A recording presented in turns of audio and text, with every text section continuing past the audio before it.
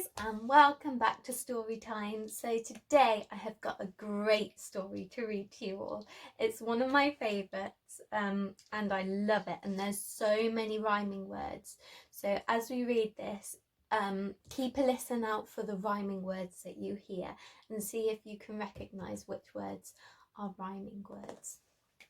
Okay, so before we start our story, let's make sure we're doing our good sitting, our good listening, and our good looking. Okay, let's start our story. Today it's called The Dinosaur Who Lost His Roar. Oh dear, sounds a bit sad. He's lost his roar. Okay. Deep inside the forest lived a dinosaur named Sid. He always got in trouble for the noisy things he did. Oh dear. Spike was picking berries. Sid crept up like a cat. He let out such a mighty roar that Spike got covered, splat. Oh, Sid. That wasn't funny, Sid, growled Spike. The juice went in my eyes. Enjoy your breakfast, Sid replied. Who else can I surprise? Oh, Sid. Ross was standing by the pool to see what he could catch when Sid let out a mighty roar. Poor Ross went tumbling. Splash! Oh dear, poor Ross. I hope you liked your swim, Ross. You'll dry out in the end.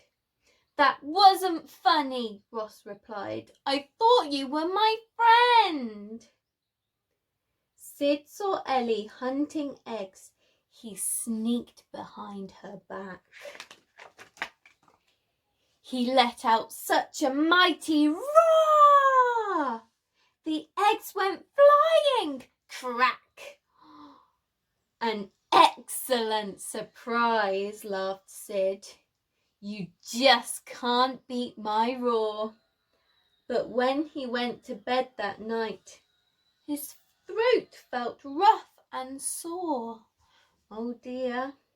The next day, Sid saw Spike again and went to play his joke. But when he tried to give a roar, what came out was a croak. Oh dear.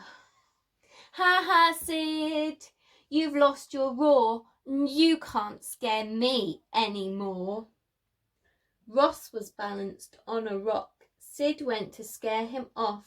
But when he tried to give a roar, what came out was a cough. Oh dear. Ha ha, Sid. You've lost your roar and you can't scare me anymore.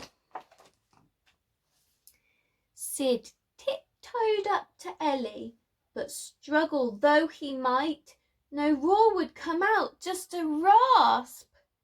His throat felt oh so tight. Ha ha, Sid, you've lost your roar and you can't scare me anymore. Sid spent a whole week getting well with honey and sweet tea. Oh, I wish I hadn't played those tricks. Now the joke's on me. Soon, Sid felt fit to see his friends. I'll show them I'm not mean. But when he reached the berry bush, Spike could not be seen. Ross was missing from his pool. Sid sensed that things weren't right. He spotted scary footprints, and they gave him quite a fright. Sid was getting worried. What would he come to next? Then came a shock beyond a rock. Tyrannosaurus! Sid hoped he had his voice back, but how could he be sure? He took the most enormous breath and gave a mighty roar! The T-Rex headed for the hills. Sid's pals were safe once more. 3 cheers for Sid the hero! You're the greatest dinosaur. Oh, look, they all like Sid because he saved them. And what became of bad T-Rex while he was seen no more? He just kept right on running, till still scared by Sid's great roar. Look at that, there goes T-Rex. Oh, wasn't that such a great story, boys and girls? I really enjoyed reading this story to you today. So I have got a couple of questions to ask you. So if you remember right at the beginning, I asked you which, if you could spot any rhyming words in the story. So if you spotted some rhyming words, well done, guys. That was really good listening and good spotting.